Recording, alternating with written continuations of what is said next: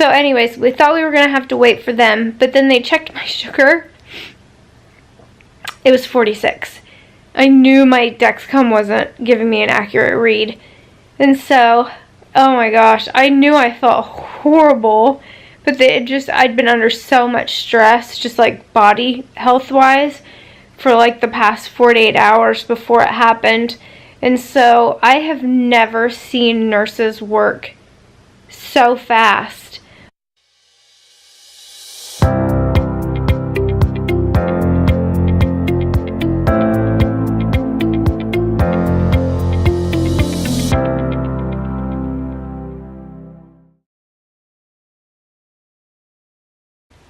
Oh, you guys, it has been rough. So emergency room trip number 5. I was having horrible pain in like my upper right rib cage, and all of my feeding tube side effects are all on this side, all on the left. And so when this cropped up, like I never had pain like that before. So I dealt with it for several hours at work on a Thursday. And so we ended up, I got home, it was still there. Something very much didn't feel right. And the next day, I was having my GJ converted into a GJ Mickey button. And the last thing I needed was some other complication messing with it, because I'd already waited 6 weeks for the tube. Oh my gosh, that was quite a time trying to get all that right. And so my mom and I, she was already going to be my wingman at the procedure on Friday. And so she came with me to the emergency room. And I was dehydrated like always. So I got fluids. I got a bag and a little bit, I think. And they ran all the regular stuff, you know, CBC and metabolic panels and all that stuff. And so the doctor left a little bit to be desired. Like, he was very not authoritative. Like, he was just kind of ho-hum about stuff. That's the problem with emergency rooms. You never have any idea what you're going to get. We also did x-rays to rule out bronchitis or pneumonia or anything, because I'd gotten that virus from the ER trip right before that, like 2 weeks before that. Oh my Lord. So, I was trying to think of anything that they did. We did x-rays and everything looked okay. I wasn't impacted, which I'd just taken care of like 2 days before that. And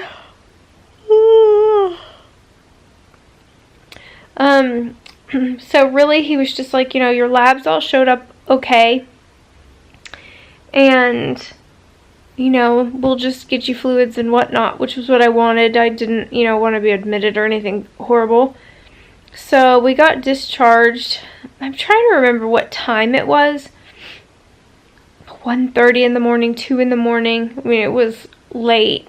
And we had to be at the hospital at 6 a.m. for my 8 o'clock time, like for my GJ change. And so we ended up finding these 2 love seats, like side by side, in this little building place. And so we ended up just laying down there, and it was super cute. We had security come check on us, and we had Dallas police come check on us and just make sure that we were okay. And they had already seen me in the emergency room, and so we told them, you know, that I had another procedure and we just didn't have enough time nor energy to get home and then have to drive all the way back up. And so they were like, it's absolutely fine, you guys just lay there, and if you need anything, you guys know where to find me. And they were so sweet about it. And I have massive sleep trouble on a good day. That was very much not a good day. They blew 2 veins in this arm and then 1 vein in that arm within like the last week before that exchange happened. It was rough. So we lay there. So I don't sleep good. I very much don't sleep good in an open environment where random people are walking past over and over and over again, and that it was super crazy bright lights. Like everything was, and I don't feel safe in that environment, like to let myself sleep, so I just don't. So that was a really, really hard night. And then when we got up at 6, well, it was actually like 5:30, I guess, when we really got up. And then we have to wander 2 floors up to actually get to my interventional radiology. And so we're going up there, and I was the first procedure. I always am because I have to be fully sedated because of all of my GI problems. And so anyway, so I'm always the first case unless an emergency comes through, and then they'll keep bumping me until obviously that they're ready and have a bay open and all that. So we get up there and I get checked in. I'm the first one to get checked in. We found a bathroom so we could pee in before we had to like sit in the waiting room. And then registration came out and got me, and we did that all super quick. And then just a little bit after that, my nurse came out. And I have my, where is it? Sorry for the camera strap in y'all's face. So I have my Dexcom on for reading sugar levels. And I've been checking my receiver because I just felt weird. It was telling me that I was in like the 70s, like low 70s. And so I'm walking back with the nurse. My mom is still with me. And I told her, I said, I really think I have a sugar problem. I said, my receiver is telling me that I'm still at about 70, but I was like, I know what I feel like. And I said, I don't think I'm anywhere close to 70. And she was like, okay. She's like, we'll get you checked as soon as we get in the room, because she's like, the last thing. And of course with the GJ, like you have to fast for midnight. So at midnight I was cut off, and I couldn't even have water. I couldn't have, anything to eat, which was fine. But the no liquid part, it throws me so hard. And so they got me in the back, and so now mind you, 2 blown veins on this side, 1 blown vein on that side, and like I actually only really have 1 good one, which is in this arm, and they already blew it. So I'm sitting there, and then they were trying to wait for something. It was like I wish I could remember what she said. It could have been like surgical something. Sometimes they have to come in, like surgical nurses have to come in that do like surgery because they know more anatomy, deeper anatomy, because my peripheral, like my real surface veins have all sorts of problems. So anyways, we thought we were going to have to wait for them, but then they checked my sugar. It was 46. I knew my Dexcom wasn't giving me an accurate read. And so, oh my gosh, I knew I felt horrible, but I'd been under so much stress, just like body health-wise, for like the past 48 hours before it happened. And so I have never seen nurses work so fast, because 55 is a critical low. So I was 10 points below that. It was really bad. Just if you ever wondered, like, so what happens to me with low sugar is I start sweating, which I normally don't sweat at all. I get a really bad headache. I get jittery. Feels like my whole body is shaking. Horrible brain fog, like, and muscle control kind of goes out the window too. So thankfully, I was already laying in the bed. Like, I had changed. I had a gown on. And she brought somebody in, my nurse brought somebody in, you know, and I told them all the things, you know, you can't dig, you know, I'd much rather be stuck again. So they ended up having to do it kind of like in the middle of my arm, which is, anything is better than the hands. Like, I hate IVs in my hands. There's nothing more painful. It's awful. And so they got an IV in, and they ran a bag of what's called D10. So it's a dextrose, but it's a 10% solution. It is liquid sugar, effectively. I'd never had it before. So it was run like you have a bolus kind of feed, meaning it's just an open connection. Nothing is being pushed, like it's not being pumped into your system. It just flows into your system as fast as your body can take it. So, and then you also have like controlled feeds, like I want this IV fluid to run 125 mils an hour, and it does all the hoobie-jooby. With this one, they were running it on a pump faster than bolus, which I've never had anything faster than bolus, and it was crazy. And I think they ran it at like 250 mils an hour, like as fast as they could get it into my system. So it ran for 15 minutes, and then they checked my sugar again, and it was at like 210.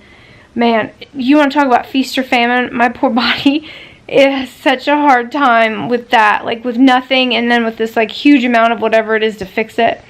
Oh lordy, it was rough. So it's like I start slurring my speech when my sugar gets weird, like low weird like that. I have a very hard time staying awake. I have a hard time keeping my eyes open at that point, which is really scary because the last thing you want with a critical low hypoglycemic event is to fall asleep because your body can't regulate it. Oh, it's just bad. My body can't. So we laid down. I couldn't sleep anymore. Got upstairs. They figured out the sugar problem. And then we went through all of the things that you have to do for consent for any of those procedures. And I have to talk to anesthesiology, and I have to talk to at least one of the NPs for interventional radiology. And we go through the whole thing, and they make sure that I know what's happening. So everybody was very concerned about my sugar. So it was being tested every 15 minutes. And so it went back down to, pretty quick it went down to like 94. Like, I really have a hard time controlling my sugar levels right now. They just bottom out a whole heck of a lot. So anyways, they were so sweet, and I talked to everybody. I'm still talking to everybody when I have procedures done, to try to see if there's any information on my side effects or complications from the feeding tube. So, you know, we always get the same spiel. It's going to be about a 15-minute procedure, and every time I've had a tube exchanged, it takes 2 hours. That's a very long time for them to be monkeying around with my stoma and the exit to my stomach and my small intestines, like, and I feel everything when I wake up, which is super rough. But the anesthesiology woman that I dealt with for this procedure, oh my gosh, I loved her so much. So they gave me scopolamine patch behind my ear, which will help with like motion sickness after waking up from anesthesia. I normally have trouble. A lot of the times I just start puking, like just, I mean, out of the blue. It just, so I didn't have any of that this time. So I had the scope patch behind my ear. They gave me lolly juice before they actually gave me the full anesthesia, because everything was so upset. I was having a really hard time with the IV because it hurt so bad. And they gave me full pain meds before they even, like, I even left my room, and then they gave me the loopy sauce. I don't remember anything. I don't even think I remember entering the room this time. And, like, I remembered everything from last time.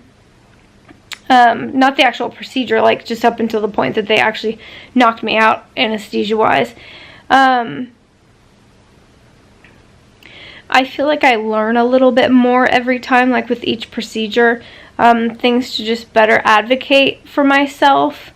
It's been a pretty extensive learning curve in the past 6-7 months. So I got D10 while I was in there, and then I got more fluids, so I was a little bit, they could carry me a little bit farther. Oh my gosh, it's been a struggle. So, I did get my new Mickey button tube. Hold on, where is she? I'm all covered up with Holter monitors. So there's my new tube-a-doo. So, this is the balloon side that you fill or defill to monkey with it. This part here, yeah, it doesn't want to focus. So this side is my my gastric. So this is the one that I can drain my stomach out of. And then this one on the top is the jejunal feed, and so that's where I actually run my feeds. So it has these cool little plastic capper-doos. So you just unsnap them, and they don't really leak. Like right after I'm done feeding, it'll leak like out of my J portion. I don't know if my G has ever leaked. So the side effects are worse after this exchange, which is frustrating. The low profile is amazing. So the other peg was so long, like I kept getting in the way, and I kept getting caught on stuff. So with this one, if I'm not hooked up to feed, like there's nothing to get caught on, which is super nice. It looks like I've got like a spot of granulation tissue that's showing up, like more on the right hand side. I go see GI next week, so I'll pick her brain about it. Anyways, it's almost like all I'm doing right now is just working to get to the next doctor appointment, which really is not all that fun by any means. But that's the whole story on ER trip number 5 and feeding tube exchange number 3, I guess. Oh lordy, we'll keep going, one foot in front of the other. So I love you guys. If you liked the video, hit the button and subscribe below, and we'll keep on keeping on. Love you guys. Bye.